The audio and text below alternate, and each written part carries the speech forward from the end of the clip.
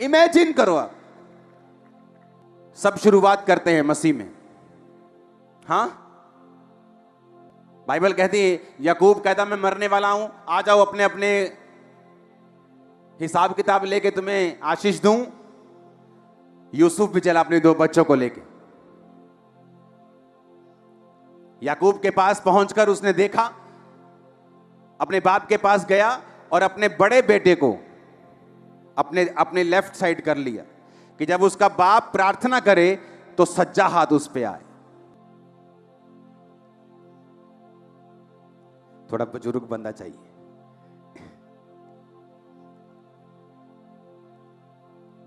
ये बड़ा और ये छोटा, लग रहा है ना बड़ा छोटा। तो यूसुफ बड़े को इधर रख के गया ताकि जब अपने बाप के वो सामने जाए तो बाप दाहिना हाथ इस पे रखे, क्योंकि ये बड़ा है। और वो अपने छोटे को अपने दाहिने हाथ रख के इसलिए गया कि जब वो बाप के सामने जाए तो उसका लेफ्ट हैंड इस पे आए। और उसने कहा, बाप आप इन दोनों को बरकत दो, ये बड़ा है मनश्शे, ये छोटा है एप्रेम। और बाप की आंखें बाइबल कहती है धुंधली हो गई थी, तो उसको सूझता नहीं था। उसने क्या किया, अपना दाहिना हाथ इस पे रख दिया और बाहिना हाथ इस पे रख दिया। सुनो, और यूसुफ को लगा कि शायद, सुनो, उसकी आंखें धुंधली हो गई हैं, तो यूसुफ कहने लगा, no no no daddy daddy daddy जी, सज्जा हाथ इत्ते रखो, क्योंकि ये वड्डा ते खब्बा इत्ते रखो, ये छोटा। यूसुफ कहता, नहीं नहीं नहीं मेरे बेटे, मुझे मालूम है छोटा ये है और बड़ा ये है। और उसने वचनों को बोला। उत्पत्ति 48 उसकी 13 से 20, 19 आयत में पढ़ता हूं। पिता ने कहा, नहीं सुन है मेरे पुत्र, मैं इस बात को भली भांति जानता हूं, यद्यपि इससे भी मनुष्यों की एक मंडली उत्पन्न होगी और वो भी महान हो जाएगा, तो भी छोटा भाई इससे अधिक महान हो जाएगा और उसके वंश से बहुत सी जातियां निकलेगी। उसने क्या कहा? उसने कहा, बेटा नहीं, ऐसा नहीं है, ये खुदा की मर्जी है कि छोटा बड़े से भी अधिक महान हो जाएगा। उसने वचनों को रिलीज किया, इन्होंने आमीन बोला। उसके बाद याकूब खुदा के पास था, वो दोनों बच्चे बड़े होते गए और देखो असर क्या हुआ। गिनती 2 उसकी 18 से 21 में उसका असर नजर आता है। जो गोत्र मैंने आपको बताए थे, जब गोत्रों की गिनती हो रही थी कि तुम खब्बे रहोगे, तुम पश्चिम में, तुम उत्तर में, तुम दक्षिण में, तुम पूर्व में रहोगे, तो गोत्र गिने जा रहे थे कि गिनना भी है कि कितने बंदे हैं एक गोत्र में। पश्चिम की ओर एप्रेम की छावनी के झंडे के लोग अपने दल के अनुसार रहेंगे। उनका प्रधान अमीहूद का पुत्र अली शामा होगा। उनके दल के गिने हुए पुरुष 40,500 हैं। एप्रेम छोटा, कितने पुरुष निकले लड़ाई वाले? 40,500। 20 में लिखा, उसके नजदीक मनश्शे के गोत्र के रहेंगे। उनका प्रधान पदासूर का पुत्र गमलीएल होगा। उसके दल के चुने हुए गिने हुए पुरुष 32,200 हैं। जब छोटे का वंश गिना गया तो कितना निकला? 20 साल या उससे अधिक के युद्ध करने वाले पुरुष कितने निकले? 40,000। जब छोटे का गिना गया तो कितने निकला? बड़े का निकला गया कितना? 32,000। आपके घर में पहले बड़े की शादी होती, हाँ, फिर छोटे की होती। ऐसा ही होता है कि नहीं? चलो मान लो कि छोटा ज्यादा तेज है, लव मैरिज करा गया वही, हाँ, कि बड़ा देखता रह गया, छोटा ज्यादा तेज है, चलो इत्तेफाक हो गया कि छोटे की शादी पहले हो गई। पर ऐसा एक बार हो सकता है, पर छोटा आत्मिक था, खुदा के ज्यादा नजदीक था। और बाइबल कहती है यूसुफ मनश्शे के पोते और एप्रेम के पड़पोतों को देखने पाया। पहले पड़पोता उसने किसका देखना चाहिए था? मनश्शे का बड़ा था वो, पर बाइबल कहती वो उसने पड़पोते किसके देखे? एप्रेम के। एप्रेम की गिनती 40,000, बड़े भाई की गिनती 32,000, क्योंकि जब वर्ड्स रिलीज हुए, एक व्यक्ति जब आत्मिक होने का फैसला करता है,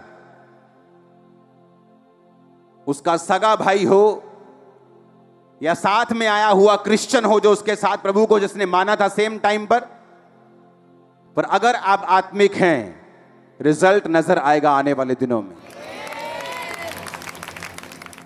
लाइफ स्पिरिचुअल है, आपको मानना पड़ेगा। जब दोनों भाई वहां से निकले, कोई फर्क नहीं लगा। आज एक बंदा चर्च में बैठ के अपनी शादी के बाहर भी मुंह मार रहा है, वो भी आमीन आमीन बोल रहा है, वो भी यहीं बैठा है। व्यभिचार कर रहा है, वो भी यहीं बैठा है। और जो पवित्रताई में चल रहा है, वो भी यहीं बैठा आमीन बोल रहा है। जब यहां से निकलते हैं, कोई फर्क नहीं लगता, दोनों एक जैसे हैं। सेम ऑटो पे आए, व्यभिचार करने वाला अच्छी कार पे आया है, उल्टा तो लगता है ये सेम ही है। ये भी आमीन बोलता है, मैं भी आमीन बोलता हूं, ये भी वही जिंदगी जी रहा है, ये तो अच्छी जी रहा है, इसकी तो 3-3 पत्नियां हैं। लेकिन समय आएगा, टाइम आएगा, जब धर्मी फ्लाइट लेगा ऊपर की और वो लैंड हो जाएगा नीचे दूसरा वाला। फैसला आपको करना है। आपको क्या करना है? आपको ऊपर की ओर जाना है कि नीचे की ओर जाना है? क्योंकि अभी जब चर्च के बाहर आप दो जिंदगियों को कंपेयर करेंगे, आपको कोई फर्क दिखाई नहीं देगा। पापी में और धर्मी में आंखों से देखने पर कोई फर्क नहीं दिखेगा। और धोखा मत खाना धोखा, क्योंकि शैतान एक ही दिन में उसको तबाह कर देगा जो पाप के नीचे है, क्योंकि शैतान के पास ताकत है उन्हें तबाह करने की। और धर्मी जो अपने घर को चट्टान के ऊपर बना रहा है, आपको बढ़ता हुआ, स्ट्रांग होता हुआ, आगे बढ़ता हुआ, ऊंचा जाता हुआ दिखाई देगा यीशु के नाम में। फैसला आपको करना है। क्योंकि मेरे ग्रुप में बहुत से लोग थे, पास्टर्स को मूर्ख बनाते थे, इतना मूर्ख बनाते थे आप हैरान हो जाओगे। पास्टर ने मुझ पे हाथ रखना, मैंने कहा ओ खुदावंद तेरा धन्यवाद, उस पे हाथ रखना, इतना लगना यार तो आत्मा वाला बंदा है यार। और अगली रात लड़की के साथ सोया होता था, नेक्स्ट नाइट। पर आज चलो मेरा तो छोड़ो, कोई कंपेयर नहीं कर सकता उसके साथ। एक स्मॉल ब्लेस्ड बंदा भी उसके साथ कंपेयर करेगा तो अपने आप को ऊपर पाएगा। इतना लो लेवल पे जा चुका है। हर जगह उसको परमेश्वर ने लोएस्ट लेवल दिखाया, क्योंकि परमेश्वर को मूर्ख बनाता था, उसके लोगों को मूर्ख बना सकते हो 2-4 दिन के लिए, लेकिन जो न्याय आने वाला है उसको तो मूर्ख नहीं बना सकते। झूठ बोल सकते हो पर फ्लड को रोक नहीं सकते। हालेलुया। तो दिखने में दोनों एक जैसे हैं, एप्रेम भी मनश्शे भी। हाथ रखा तो भी एक जैसे, आमीन बोल के आए तो भी एक जैसे। 2-4 साल कोई फर्क नहीं पड़ा। लेकिन जब आपकी लाइफ की प्रोफेसी जो एक बच्चे के रूप में आपको दी जाती है, आप उसे पालते हैं, जिंदा रखते हैं, उसे फीड करते हैं। छोटा सा बच्चा आपको दिया जाए, हाँ कुछ लोग कुत्ते का बच्चा लेते मार देते उसको, इतना उठाते हैं, इतना खिलाते ही नहीं, या कुछ तंग कर दे मर जाता। लेकिन कुछ लोग उसे लेते हैं, पालते हैं और बड़ा करते हैं। प्रोफेसी इसी तरह की है। आप उसे बच्चे की तरह लेते हैं, खिलाते हैं, उसकी रक्षा करते हैं कि प्रभु ने कहा है मेरे सिर के ऊपर, ये प्रोफेटिक वर्ड है, मुझे व्यभिचार में नहीं जाना है, चोरी नहीं करनी, डाका नहीं मारना है, गलत काम नहीं करना है, शराब नहीं पीनी, नशा नहीं करना है। मैं अपनी प्रोफेसी को बड़ा करूंगा, और जब वो बड़ी होकर बोलने लगेगी तो दुनिया सुनेगी आपको इन जीसस ने। जब तक वो बड़ी होने के योग्य नहीं है, तब तक लोगों को लगता है क्या फर्क है तुझ में और मुझ में, चला ऐश करते हैं, क्या फर्क है तुझ में और मुझ में, चला एक बड़ी अच्छी शैंपेन आई है बड़ी महंगी वाली, उसे पी के आते हैं, चला पार्टी करते हैं। क्योंकि अभी आपकी प्रोफेसी छोटी है, बोल नहीं सकती, लेकिन उसको जिंदा रखो। क्योंकि एक बच्चा जब छोटा होता है, अगर आप उसे पालेंगे वो बड़ा होगा, और बड़ा होगा तो बोलेगा भी और काम भी करेगा। प्रोफेटिक वर्ड जो आप पे रिलीज किए जाते हैं काम करते हैं, लेकिन बाइबल कहती भविष्यवाणियों को तुच्छ मत समझो, उनको पालो, उनके विषय में काम करो, उनके अनुसार अच्छी लड़ाई को लड़ो। हालेलुया।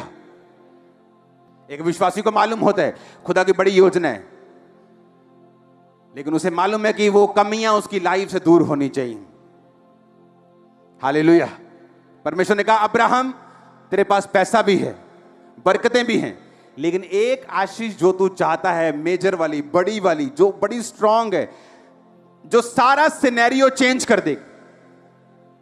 लोग गवाही देते होंगे उसके घर में, वाह भैया अब्राहम तो बड़ा कमाल का हो गया, किथे हले होया थोड़ी है कुछ, पैसे ही है, बरकत ही है। अब्राहम चाहता कि वो वाली बरकत जरूर मिले मुझे, वही मुंह बंद करेगी। और परमेश्वर कहता अगर मुंह बंद करने वाली बरकत चाहिए तो तुझे सिद्ध होना पड़ेगा,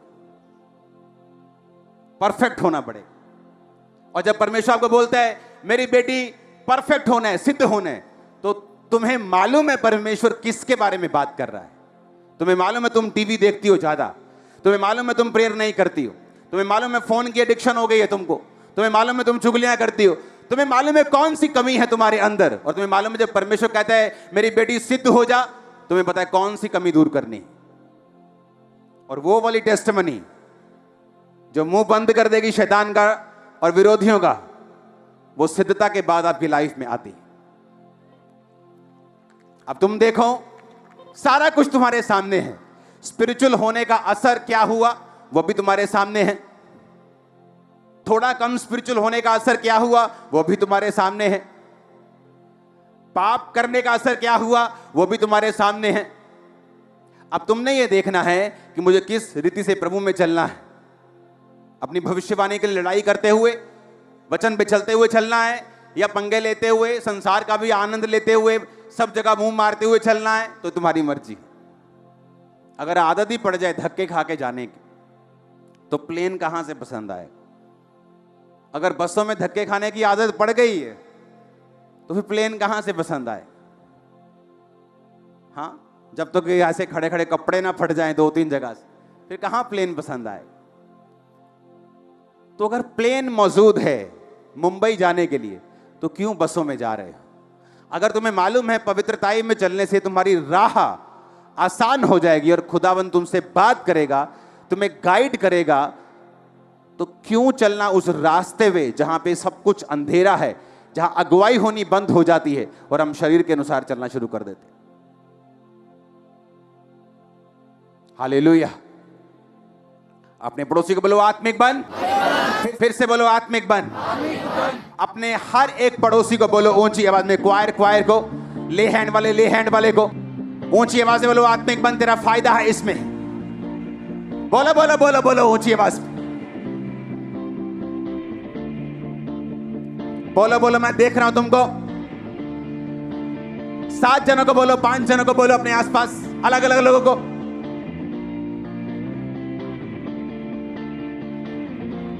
हालेलुया, हालेलुया। आत्मिक दौड़ में दौड़ोगे तो एक जगह पहुंच जाओगे, फिर जहां पहुंचोगे कोई नीचे नहीं कर पाएगा। कोई जितना मर्जी बोल ले, दुखी हो जाएगा, सिर दर्द हो जाएगा, उसको तुम्हारा होगा कुछ नहीं। हालेलुया। तैयार हो तुम स्पिरिचुअल होने के लिए? अपने हाथों को उठाओ। सबको जय मसीह की। मैं जतिन बब्बर और आप देख रहे हैं मसीह परिवार चैनल। जैसे कि आप सब जानते हैं कि मैं इस चैनल पे प्रभु के अलग अलग दासों की वीडियोस डालता हूं, तो अगर आपको हमारा चैनल अच्छा लगता है तो आप इस चैनल को ज़्यादा से ज़्यादा सब्सक्राइब जरूर करें, ताकि आप प्रभु के वचन को सुन सके। वीडियोस को ज़्यादा से ज़्यादा शेयर करें, ताकि जिन लोगों तक वचन नहीं पहुंचा उन तक भी वचन पहुंच सके। सबको जय मसीह की। एक बार मैं आपसे दोबारा कहूँगा कि इस चैनल को सब्सक्राइब जरूर करें और वीडियोस को ज़्यादा से ज़्यादा शेयर करें। जय मसीह की।